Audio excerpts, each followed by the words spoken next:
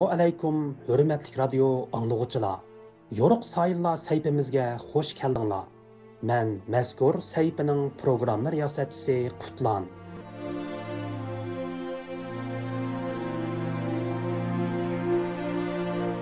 Anlar men do'stlar.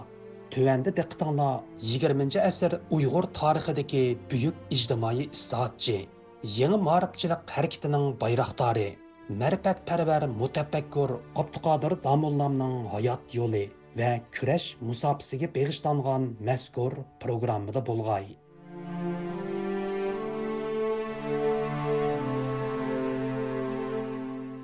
Abduqodir Domollam 1921-yili O'rta Osiyodagi eng oxirgi qatimliq safardan qaytganda, uning siyosiy va ijtimoiy fikrlarida keskin o'zgarishlar yuz bergan edi. Taran Uyg'ur apandining ta'kidlashicha, tarixning davolg'ib turgan bu yillarda Abduqodir Domollam bir ijtimoiy islohotchidan keskin bir inqilobchiga, ilg'or fikrdek bir jadidchidan vatanning hurligini nishon qilgan erkinlik jangchisiga aylangan edi. Abduqodir Domollam bir mustamlika millatninki faqat ijtimoiy shunaqla ma'rif sohasidagi islohotlarga tayanib qolishiniki kifoya qilmaydiganligi, shu millatning taqdirini o'zgartirish uchun chuqur texnik kaskin qadamlarning bosilishi kerakligi haqida mo'l tajribalarga ega bo'lib qaytdi deb ishonaman. Abduqodir Domollamninki 1921-yildan keyingi faoliyatlari shunaqla o'zlariga qarshi kuchlarga nisbatan tutgan pozitsiyasi yuqorqi farazlarning to'g'ri ekanligini isbotlab berdi deb o'ylayman. Halbuki bu yillarda Şivit missionerlarining Sharqiy Turkistonning janubiy qismidagi din tarqatish faoliyatlari yuqori pallaga ko'tarilgan bo'lib, ularning ming yillardan buyon islom aqidasi cho'nqur yildiz tortgan bu rayonda xristian dini tarqatishi Abduqodir Domollam boshchiligidagi yerlik munavvarlarning kuchlik andishisini qo'zg'agan edi. Professor Olimjon Inoyat apandi Şivit missionerlarining Qashqadagi faoliyatlari haqida munolarni bayon qiladi. Ma'lum bo'lgandek, Şivit missionerleri 1900 yillarning 5'ida Qashqarda din targ'ib qilish faoliyatlarini nihoyat kuchaytgan edi. Bir tarafdan Hristiyan dini haqidagi kitoblarni, masalan, Kitobi Muqaddas, Kitobi Takvin qatorliq kitoblarni, İsa Masih va boshqa Hristiyan ulug'lari haqidagi hikoyalarni Uyg'urchaga tarjim qilib keng tarqatgan bo'lsa, yana bir tarafdan yo'qsullar uchun yetimxona, doktorxona ve mekteplerini açkan ve bu ve kembağallarını, yetim yesirlerini hayri sahavet naması da Hristiyanlıkka kızıktırgan. Hazır Şvetsiyada yaşayotgan Uyg'ur ziyolisi Abdushukur Muhammad apandimu bu vaqtda fikr bayon qilib, Şivit missionerlarining Sharqiy Turkistonning janubidagi 40 yildan ortiq din tarqatish faoliyatlari jarayonida maktab va doktorxona echish, bosmaxona qurib, gazet va kitob nashr qilish qatorliq usullar orqali o'z maqsadlarini amalga oshirishga uringanligini ta'kidlaydi. Shvetsiya missionerlari yana Shvedin tarqatquchilari 1898 yildan 1938 yilgacha 40 yil Qashqa, Yakan, Yengsa qatorliq mushu 3 rayonni markaz qilib turib, o'zining diniy faoliyatlarini yapgan. Yana diniy faoliyatlarini yapgan deganda dastlabda bular mushu rayonlarga borgan vaqtida maktab ochgan, doktorxona ochgan, yetim yesirlar maktabi ochgan, ya'ni yetim yesirlarni baqib olgan Darultam degandek.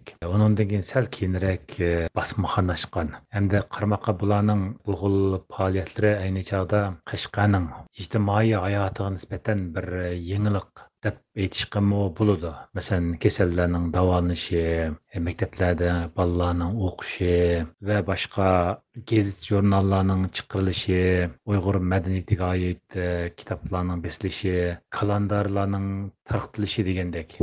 Olimjon Inoyat apandi 1920-yillarning boshlariga kelganda Qashqa, Yakan va Yenisordagi Şivit missionerlari ochgan maktablarda o'qiydigan Uyg'ur o'quvchilar sonining hassilab oshganligini, bu ahvolning yerlik sarxillarning andishisini kuchaytganligini tilga oladi.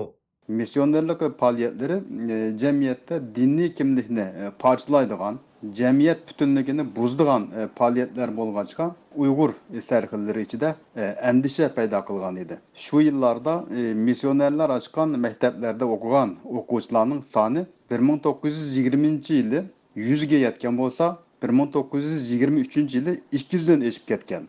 Abdüşkür Muhammed Efendi, Şivit missionerlarının Qashqadek İslam medeniyeti çoğunqur yıldız tatqan bir joyda Hristiyan dini tarqıtışı, yerlik Uyg'urlarning dini ve milli kimligida kirzis paydo qilganligi, shundaqla millatning ma'naviy dunyosida bo'linish, parchalanish ham davolg'ush paydo qilganligini alohida eskartib o'tdi. Bularning islom dini nihoyatda chunqur yildiz tortgan Qashqar rayonida xristian dinini tarqitish faoliyati bilan shug'ullanishi Qashqardan iborat ming yillik islom aqidasiga ega mushu rayonda kishilarning ma'naviyatidami ba'zi bir krizis davolg'ush jamiyatda o'xshash bo'lmagan inkoslarni paydo qilgan. Yani bunda bu sebep aynı davrdagi tarixiy sharoitni elib aytgan vaqtida Uyg'urlarning ahvoli nihoyatda xarab holatda. O'zlari ming yildan beri ishlab kelayotgan islom dini o'zlarining ro'yi jihatdan tayindigan birdan-bir yo'lanchi bo'lib kelgan. Faqat o'zlari ming yildan beri ishlab kelayotgan islom dini orqali o'zining hayotiga ma'lum nisbatda bir ma'ni berib kelgan. Yani shunday sharoitda Shvetsiya missionlarining din tarqish faoliyatlari ba'zi nomrod kishilarga nisbatan eziqtirish xarakterlik rollarni o'ynagan. Bu jamiyatda salbiy ta'sirlarni qo'zg'agan. Mərhum yazğıcı Xəvər Tömür 1990 yılı nəşr qılğan Abduqadir Damollam haqqında qissa namlıq romanında Abduqadir Damollamның chet el missionerlərinin əqidə oğurluğu tüpəyli Uyğur xalqida yüz beriyotgan mənəvi kirzis haqida mundaq xitab qılğanlığını tilgə aladı. Yatdan yat kişiler ha. Acaba bu zeminde anısının doppusu düşüp qalğandak şuncha yiroqlardan tağ atlab davan ishib kelgini qandaqdir elchixona, shifoxona va boshqa savdo torlari qurg'ini nimasi? Ular shu xil vositalar orqali vasvasa silib xalqni ozdirmoqchi, aqida o'g'irlamoqchi. Jinning qasdi shoptolda. Bu nima degan dahshatli suiqasddan? Buningga qandaqmi toqat qilib turg'uli bo'lsin? Ajaba bu suiqaslarning ularning o'z qo'li bilan emas, balki qandaqdir Hasan Shivit, Yusuf Shivit deganga o'xshash o'z ichimizdan chiqqan vijdonsiz munofiqlarning qo'li orqali yurgizayotganligi texmo ig'ir alam emasmi? Bu suiqaslar xuddi avrazdan chiqqan chayondek zahar sanjib azoblayotsa, bu azobga qandaqmi chidab turg'uli bo'lsin? Olimjon Inoyat Efendi, Abduqadir Damollamның ömrünün oxirgi yillari bir tarafdan Qashqada usuli jadid ma'rifini kengaytirish uchun tirishchanlik ko'rsatsa, yana bir tarafdan Shivit missionerlarining din tarqitish faoliyatlariga qarshi keskin kurashga otlanganligini ta'kidlaydi. Abduqadir Damollam Qashqardagi vaqtida bir tarafdan usuli jadid maktablarining xizmatlari bilan mashg'ul bo'lsa, yana bir tarafdan Shivit missionerlarining shu missionerlik faoliyatlariga qarshi kurash qilgan edi. Yazğıcı Xəvər Tömürning bayonlariga qaraganda, Abduqadir Damollam shu yillari Qashqadagi taliblar va avom xalqni qo'zg'ash uchun mundaq yalqinliq nutqlarni so'zlagan. Bizga har qanday vaqtda hech qanday foydasi tegmaydigan chet el muxolifatchilari shuncha yiroq joylardan qatma-qat tog' davollarni olqib kelib, vatanimizda alohida huquq va imtiyozlarga ega bo'lib, ishga ishlarimizga aralashib, har xil benormal harakatlar bilan shug'ullanmoqda. Ularning maqsadi xalqimizni ma'naviy jihatdan parchalash, iqtisodiy jihatda talon-taroj qilishdir. Ular dastlabda shahrimizga tulkida quyruq shipamish deb nihoyatda bechora qiyofatda kelishgan edi. U chaqda muomalasi siliq, gap so'zlari yumshoq edi. Hozir bo'lsa mutahamlashib ketdi. Qandaqdir shifoxonalar qurib, haqsiz davolash usullari orqali aqida o'g'irlab, oramizga ixtilof urug'i chechib, ittifoqsizligimizdan foydalanib, bir qism kishilarni setib olib, o'z qo'limiz bilan o'z ko'zimizni uyib tashlashdak suiqasdlarda bo'lmoqda. Oldingi kuni Shivit missionerlari yana ikki qarindishimizni urib, bosh ko'zlarini zidi qilib qon oqqizibdi. Mana bu ichinishli bir ahvol, chekidan oshgan zo'ravonlik. Buningga har qanday kishi g'azablanmay turolmaydi. Abduqadir Damollam bir tarafdan Shivit missionerlarga qarshi tashviq va targ'ibot elib borsa, yana bir tarafdan shaxsan o'zi mardonlik bilan o'ttirg'i chiqib, xalqni bu murassasiz kurashga boshlagan. Abdushukur apandimi mushu nuqtani alohida ta'kidlaydi. Şuna Abduqadir Damollam başçılığındaki bir türküm sarxil ziyalarımız o'ttirg'i chiqib, Shvit missionerlarining din tarqish faoliyatiga qarshi fikrda bo'lgan.